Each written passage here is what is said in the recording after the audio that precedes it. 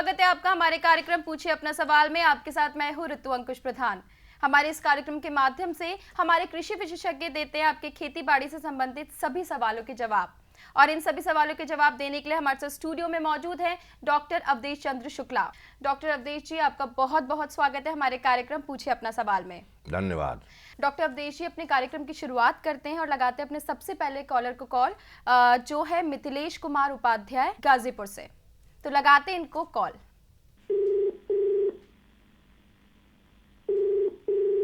Hello जी, मिथिलेश कुमार उपाध्याय बात कर रहे हैं? हाँ जी, मैं ऋतु बात कर रही हूँ ग्रीन टीवी से। हाँ मैम बताइए। जी, आपका पिछले दिनों एक सवाल आया था। हाँ जी, मैं बताना चाहूंगी कि आपके सवालों के जवाब देने के लिए हमारे साथ स्टूडियो में मौजूद है डॉक्टर अवधेश शुक्ला जी। आप पूछ सकते हैं उनसे अपना सवाल। मेरा एक प्रॉब्लम रहता था, मेरी एक गाय है हाँ जी। और सफेद जो अमेरिकन जर्सी जो बोलते हैं फिजिशियन में पहला बच्चा दी हुई है जी। और उसका प्रॉब्लम है सर ये है कि वो जो लैट्रिन कर रही है ना पतला कर रही है पूरा, मतलब ये लगभग 2 से 3 महीना हो गया लगातार। मैं डॉक्टर नियरेस्ट डॉक्टर जो हमारे जो हॉस्पिटल उनको दिखाया मैं सर। हाँ, वेटरनरी हॉस्पिटल गए थे आप? हाँ गए थे सर, वो डॉक्टर भी आए थे घर पे हाँ जी। और कुछ फायदा नहीं हुआ सर अभी तक फिलहाल। देखिए पीड़ा का भी दवा दिए उन्होंने। देखिए, मैं आपको ये पूछना चाहूँगा पहले आपसे कि सर ब्याह हुए कितने दिन हो गए हैं? सर अभी तो का 1.5 महीना से ऊपर हो गया, लगभग 2 महीना। 1.5 महीना हो गया। ये बताइए, जब बच्चा पैदा हुआ था सर तो उसने भली बात जेर डाली थी? हाँ और जेर डालने के बाद आपने उसको क्या दिया था? सबसे पहले उसे क्या खाना दिया था, क्या दिया था आपने चारा में? खाना में सर वही है, मतलब दूध, जो दूध, गुड़, हल्दी जी। और सरसों का तेल। सरसों का और तेल। सरसों का तेल आप पुआल मार्केट में पुआल होता है, पुआल जी। और उसमें चोकर। अच्छा जी। देखिए, गेहूं ऐसा का चोकर मैं आपको बता रहा हूँ सर। कि बाजरा आप लीजिए। सर बाजरा, हाँ। और इसको उबालिए, सर और बाजरा को उबालने के बाद सर जो आप चारा दे रहे हैं उसमें आप सर। सूखा चारा की कोशिश ज़्यादा कीजिएगा, हरा चारा कम दीजिएगा। हाँ सर। हाँ, और उसको आप खिलाइए। आप देख लीजिए, इसमें जो वो पतला गोबर कर रही है जी उसमें कोई भी क्रम का बीमारी नहीं है। सर। थोड़ा जो आपने दिया है ना, हल्दी और ये सब दिया है, उसकी गर्मी की वजह से सर ये पतला गोबर कर रही है। सर तो इसके लिए जो है आप भूसा जैसा फाइबर वाली जो चीज़ें हैं उनको आप खिलाइए, तो उसके बाद आपका ये निदान हो जाएगा। अच्छा, बाजरा का मतलब उसको उबाल करके? हाँ, देखिए, बाजरा ऐसे नहीं देना है। बाजरा को आप पहले उबालिए, जी और बिल्कुल जैसे बाजरा को हम उबालेंगे और अब ये देख लेंगे कि बिल्कुल ये हमारा गल गया है, जी उसके बाद उसको ठंडा करेंगे। जी और ठंडा करने के बाद जो उसको हम चारा दे रहे हैं उस चारे में मिला करके उसको हम देंगे। जी। मिथिलेश जी, आपका कोई और सवाल है जो आप पूछना चाहते हैं? नहीं सर। जी, आपका बहुत बहुत धन्यवाद आपका सवाल पूछने के लिए। आपका भी हेल्प करने के लिए बहुत बहुत धन्यवाद आपको भी। जी, अवधेश जी, मैं एक चीज़ पूछना चाहती हूँ। जैसे जो समस्या मिथिलेश जी ने बताई, तो ऐसे समय पे किन किन बातों का ध्यान रखना चाहिए? देखिए, एक तो सबसे बड़ी बात यह है कि जिस वक्त बच्चा पैदा होता है उस समय सबसे बड़ा प्रिकॉशन तो ये है कि किसी तरीके से भी ऐसा ना हो कि गाय जेर न डाले, जी। क्योंकि ये गंदगी होती है, जी। और जब ये उसमें रह जाती है, आमाशय में रह जाती है, तो उससे भी इस तरीके की नाना प्रकार की बीमारियां पैदा हो जाती हैं। और दूसरे ये है कि उस समय कोई भी ठंडी चीज़ नहीं खिलानी चाहिए। जी। अगर ठंडी चीज़ हमको खिलाएंगे तो उससे हमारी बीमारी भी आ सकती हैं, और जिस तरीके से कह रहे हैं कि वो पतला गोबर कर रही है तो पतला गोबर भी करेगी। जी। तो इसीलिए ये बाजरा जो होता है ये बहुत गर्म होता है, इसको दिया जाता है। जी, डॉक्टर जी, अब लगाते हैं हम अपने दूसरे कॉलर को कॉल, जो है नारायण लाल राजस्थान से। नारायण लाल जी को कॉल लगाते हैं और पूछते हैं इनसे इनका सवाल।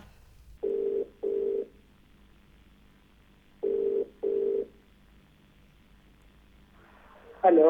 जी नारायण लाल जी बात कर रहे हैं? हाँ जी मैम। जी मैं ऋतु बात कर रही हूँ ग्रीन टीवी से। नमस्कार मैम। जी, आपका पिछले दिनों मक्के से जुड़ा कोई सवाल आपने पूछा था। हाँ हाँ हाँ मैम। जी मैं आपको बताना चाहती हूँ कि इस वक्त हमारे साथ स्टूडियो में मौजूद है डॉक्टर अवधेश चंद्र शुक्ला जी, तो आप पूछ सकते हैं अपना सवाल। ठीक है। अच्छा डॉक्टर साहब के मेरा एक सवाल है सर की मतलब हम इतने साल से मतलब मक्के की खेती कर रहे थे, जी जी लेकिन सर क्या है ना मतलब इसमें लागत भी एक्चुअली ज्यादा है। मतलब हमारा पर बीघे की हिसाब से लगभग 5,000 के आसपास लागत आती है और उपज भी बहुत कम है। हम मेरे को ये जानना है सर कि मतलब ये साल हम बारिश में कौन सी खेती करें जिससे मतलब ज्यादा मुनाफा हो सके या लागत कम हो सके सर। तो दूसरा विकल्प जानना चाहते हैं कि दूसरा क्या कर सकते हैं। मक्का, सर एक्चुअली अगर आप हम मक्का जो लगा रहे हैं ना उसमें मतलब पैदावार होती है, फिर भी मतलब खर्चा इतना है कि उसमें ज्यादा कुछ मुनाफा नहीं है। नहीं तो अगर आप मक्का नहीं लगाना चाहते हैं हाँ हाँ सर। तो तो इसके आप अलावा मतलब इसकी देख जगह कौन सी फसल लगाएं? देखिए ऐसा है, आप बाजरा भी देखिए, अगर आपके सिंचाई के पर्याप्त साधन हैं हाँ हाँ सर। तो सिंचाई के पर्याप्त साधन हैं तो आप धान लगाइए। हाँ। उसके बाद आप जो है सोयाबीन करिए, सोयाबीन में आपको बहुत फायदा होगा। अच्छा सोयाबीन ना? उसके बाद जो ऐसे खेत हैं जिनका उर्वरा स्तर बहुत कम है उसमें आप बाजरा बाजरा और ज्वार लगाइए। अच्छा। हाँ, और सबसे ज़्यादा जो आपको इस समय फायदेमंद चीज़ है वो है दलहनी फसलें, जिनके भाव आप क्या देख क्या रहे हैं कि बहुत ज़्यादा हो रहे हैं, तो आप उसमें उड़द है, मूंग है, ये आप बो सकते हैं खरीफ में। अच्छा दलहनी फसलें कर सकते हैं। हाँ, अरहर आप लगाइए, अरहर। अरहर। हाँ, अरहर आप जो है उसको लगा दीजिए, उड़द लगा दीजिए, मूंग लगा दीजिए, इनके तो भाव बहुत तेज हैं। अच्छा हाँ। जी नारायण ओके। लाल जी अच्छा आप मेरे को एक ये जानना है, मतलब आप मैंने जी। पहले भी सवाल किया था कि मतलब हम जो रबी की फसल है उसमें हम इसबगोल की खेती करेंगे अभी, जी तो मतलब अभी उसके हिसाब से भी मतलब ये देखना है कि अभी कौन सी फसल रहे तो उसमें वापस मतलब वो फसल अच्छी हो जाए ऐसा कुछ। देखिए, ईसबगोल की आप जो खेती करने जा रहे हैं हाँ हाँ सर। उसमें सबसे ज़्यादा आवश्यक ये है कि मिट्टी का उर्वरा स्तर बहुत अच्छा होना चाहिए। अच्छा। हाँ, और मिट्टी जो है आपकी बलुअर दोमट या होनी चाहिए। अगर मटियार भूमि है तो उसके लिए उपयुक्त नहीं है। ओके। जी नारायण लाल ओके। जी आप कुछ और पूछना चाहते हैं? बस मेरे को यही सब पूछना था। Thank you ma'am. जी आपका बहुत बहुत धन्यवाद अपना सवाल पूछने के लिए। Okay okay. आपका भी धन्यवाद मैडम, मेरा मतलब ये सूचना देने के लिए जी थैंक यू। तो दोस्तों सवाल जवाब का सिलसिला ये जारी रहेगा। यहाँ रुकते एक छोटे से ब्रेक के लिए। ब्रेक के बाद हम बात करेंगे दूसरे कॉलर से। तो मैंने रेड पापड़ी लगाई है हाँ, मतलब ककड़ी जो आपने लगाई है तो उसमें समस्या क्या है? उसमें कीड़े हो गए, कीड़े हरी इल्ली बहुत है। कीड़े हो रहे हैं? हाँ अंदर जैसे तोड़ते ना ठीक है, मैं समझ रहा हूँ आपकी बात। ककड़ी। ऐसा है कि जब आप ककड़ी तोड़ते होंगे तो भीतर आपको उसमें जो है कीड़ा दिखाई दे, सूड़ी होगी या उसका खाया हुआ निशान दिखाई देता होगा।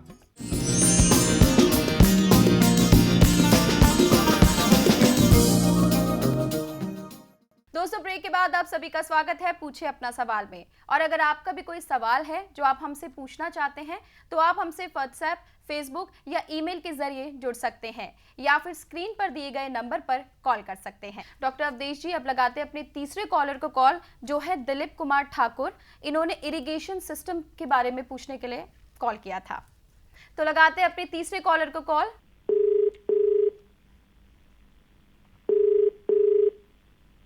हेलो। जी दिलीप कुमार ठाकुर जी बात कर रहे हैं? हाँ जी हाँ जी। जी मैं ऋतु बात कर रही हूँ ग्रीन टीवी से। हाँ जी। जी आपका पिछले दिनों एक सवाल आपने पूछा था। हाँ जी मैं बताना चाहूंगी कि इस वक्त हमारे साथ स्टूडियो में मौजूद है हमारे कृषि विशेषज्ञ डॉक्टर अवधेश चंद्र शुक्ला जी। आप अपना सवाल उनसे पूछ सकते हैं।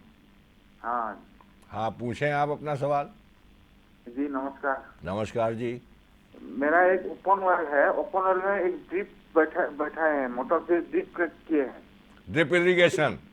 हाँ ड्रिप इरिगेशन, ये जो बूंदा जल। हाँ, मैं समझ रहा हूँ, जो पाइप के द्वारा बूंद बूंद करके जड़ के पास पानी पड़ता है उसको ड्रिप इरिगेशन कहते हैं। हाँ जी।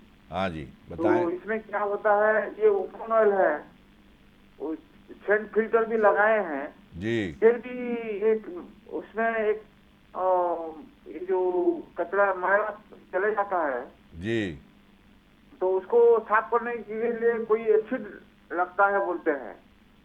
हाँ, देखिए ऐसा है कि सबसे पहले तो आपने जो पानी ड्रिप इरिगेशन के लिए पाइप में जाता है उसमें सबसे पहले शुरुआत में फिल्टर लगाया जाता है।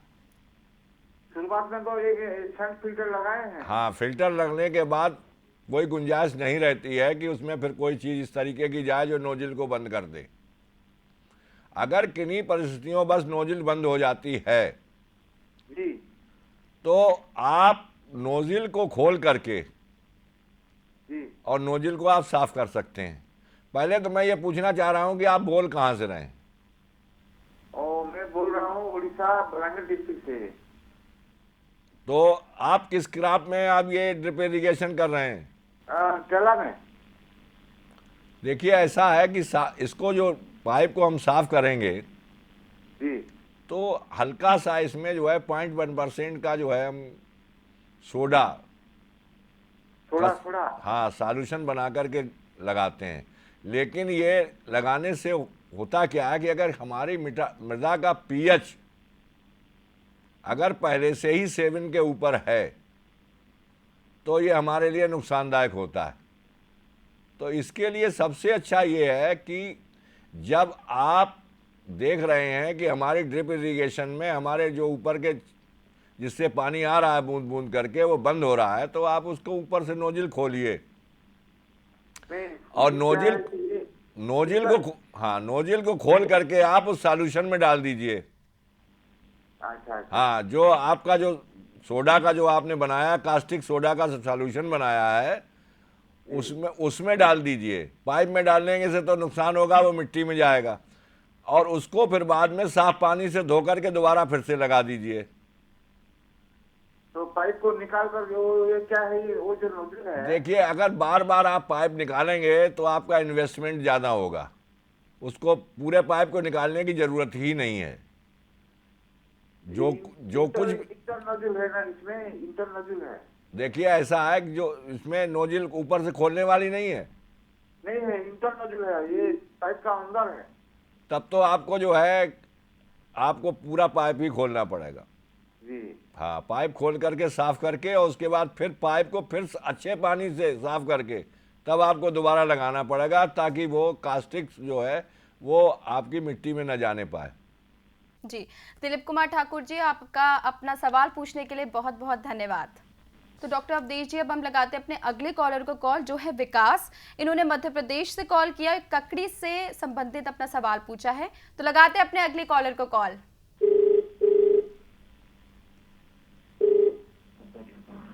हेलो जी, विकास जी बात कर रहे हैं? हाँ बोलिए। जी, मैं ऋतु बात कर रही हूँ ग्रीन टीवी से। हाँ बोलिए। जी, आपका पिछले दिनों एक सवाल आया था। हाँ मैं आपको बताना चाहूंगी कि इस वक्त हमारे कृषि विशेषज्ञ आपके सवालों के जवाब देने के लिए हमारे साथ स्टूडियो में मौजूद हैं। तो आप पूछ सकते हैं अपना सवाल। तो अपने जो मैंने रेत काकड़ी लगाई है, हाँ, मतलब ककड़ी जो आपने लगाई है तो उसमें समस्या क्या है? उसमें कीड़े हो गए, कीड़े हरी इल्ली बहुत है। कीड़े हो रहे हैं? हाँ, अंदर जैसे तोड़ के ना ठीक है, मैं समझ रहा हूँ आपकी बात। ककड़ी। ऐसा है कि जब आप ककड़ी तोड़ते होंगे तो भीतर आपको उसमें जो है कीड़ा दिखाई दे, सूड़ी होगी या उसका खाया हुआ निशान दिखाई देता होगा। हाँ, खाया नहीं, अंदर कीड़े भी बारीक बारीक निकलते यहाँ से। हाँ, तो देखिए ऐसा है कि इस पे आप तुरंत जो है, मैं आपको 2 दवाइयाँ बता रहा हूँ, उसमें से कोई भी दवाई आप इस्तेमाल कर सकते हैं। हाँ, बोलिए। देखिए, चूंकि इस समय फल आ चुका है हाँ तो ऐसी दशा में हम किसी भी रसायन को रिकमेंड नहीं करेंगे, क्योंकि अगर आप रसायन उस पर छिड़केंगे तो उसका जहरीलापन जो है वो जब हम खाएंगे तो उसका असर हमारे शरीर पर होगा। तो इसके लिए जो मैं दवा बता रहा हूँ, आप उसमें ये करेंगे कि नीम का तेल ले लेंगे आप। हाँ नीम का तेल हाँ और 5% का सॉल्यूशन बना करके हाँ। और उसका छिड़काव कर देंगे मशीन से, तो ये सारे कीड़े आपके नष्ट हो जाएंगे। तो नीम तेल कितना डालना पड़ेगा कैसे पंप पर? 5% का मतलब आपका हो गया 50 ग्राम 1 लीटर में। 1 लीटर में 50 ग्राम। हाँ, और अगर आपको नीम का तेल नहीं मिलता है हाँ तो ऐसी परिस्थिति में आप 10 किलो नीम की पत्ती लीजिए, हाँ 10 लीटर पानी में उबालिए हाँ और उसमें आप 1 किलो जो है लहसुन लेकर के और लहसुन को खूब कुचल करके हाँ और उसमें डाल दीजिए हाँ और 200 ग्राम तंबाकू की पत्ती की धूल, हाँ और अगर धूल नहीं मिलती है तो 100 ग्राम पत्ती को खूब अच्छी तरीके से पीस करके उसमें मिला दीजिए। रात भर आप इसको पड़ा रहने दीजिए और सवेरे को आप इसको अच्छी तरीके से हाथ से खूब मथ करके मिला करके और महीन कपड़े से छान लीजिए। अच्छा और जो इसमें हुआ है इसको 100 लीटर में आप घोल लीजिए, इसमें पानी बढ़ा करके इसको 100 लीटर बना लीजिए हाँ और उसके बाद इसका छिड़काव करेंगे तो आपको वो सारे कीड़े का निदान हो जाएगा। ठीक है। जी विकास जी, कोई और सवाल हो जो आप पूछना चाहते हो? जैविक पद्धति से हाँ जी बहुत बहुत धन्यवाद आपका सवाल पूछने के लिए। ठीक है मैडम। तो फिलहाल हमारे कार्यक्रम पूछिए अपना सवाल में वक्त तो चला एक और छोटे से ब्रेक का। ब्रेक के बाद हम वापस आएंगे और बात करेंगे अपने अगले कॉलर से। गुजरात में धान कर सकते हैं, ऐसा मेरा सवाल था। जी जी देखिए पूछिए। गुजरात में आप, हाइब्रिड हाँ ठीक है, गुजरात में आप किस जगह से बोल रहे हैं ये बताइए पहले। सूरत से। क्या पर्याप्त साधन सिंचाई के हैं वहाँ पर? हाँ। तो देखिए आप हाइब्रिड धान जो लगाना चाहते हैं तो सबसे पहले गुजरात के हिसाब से आप पहले मैं जो वैरायटीज बता रहा हूँ आपको, प्रजातियाँ, उनका सिलेक्शन करें।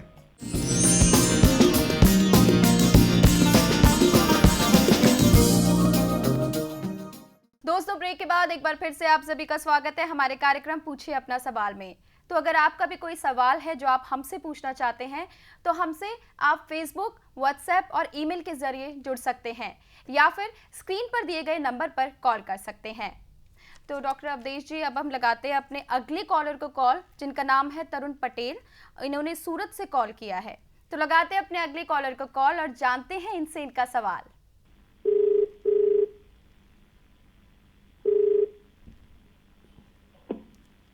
हेलो। जी तरुण जी बात कर रहे हैं?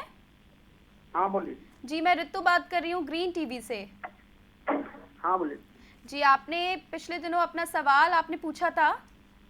जी मैं आपको बताना चाहूंगी कि इस वक्त हमारे कृषि विशेषज्ञ हमारे साथ स्टूडियो में मौजूद हैं, तो आप पूछ सकते हैं अपना सवाल। हाँ बोलिए। जी पूछिए अपना सवाल। हाँ वो गुजरात में धान कर सकते हैं, ऐसा मेरा सवाल था। जी जी देखिए पूछिए। गुजरात में आप, हाइब्रिड।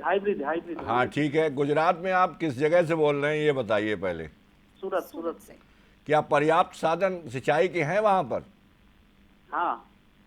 तो देखिए आप हाइब्रिड धान जो लगाना चाहते हैं तो सबसे पहले गुजरात के हिसाब से आप पहले मैं जो वैरायटीज बता रहा हूँ आपको, प्रजातियाँ, उनका सिलेक्शन करें। बराबर। तो एक है पंत संकर धान 1 और पंत संकर धान 3।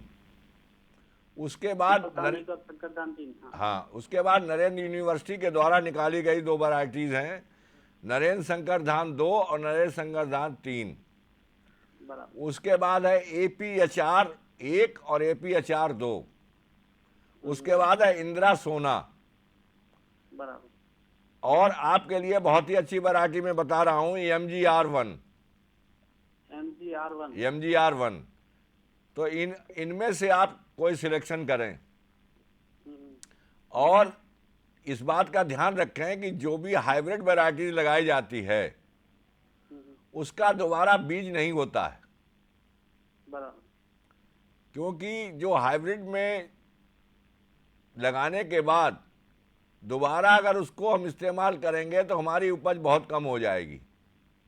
हाइब्रिड का बीज हमेशा एक ही बार आप लाएंगे और उसको एक ही बार में इस्तेमाल करेंगे। अब बात आती है हाइब्रिड धान को लगाने की। तो जो आप नर्सरी तैयार करेंगे उसके लिए आपको जो है 15 से लेकर के 18 किलो पर हेक्टर बीज की आवश्यकता पड़ेगी। बराबर। और 700 से लेकर के 800 वर्ग मीटर में आपको ये नर्सरी तैयार करनी है। तो जो आप 700 से 800 वर्ग मीटर की जो आप जहाँ नर्सरी तैयार करेंगे, उसको सबसे पहले आप जुताई करके और मिट्टी भुरभुरा करके आप इसको तैयार करेंगे, और उसमें आप 100 किलो नाइट्रोजन, 50 किलो फास्फेट और 50 किलो पोटास प्रति हेक्टर की दर से बराबर। आप उसमें पहले मिला देंगे।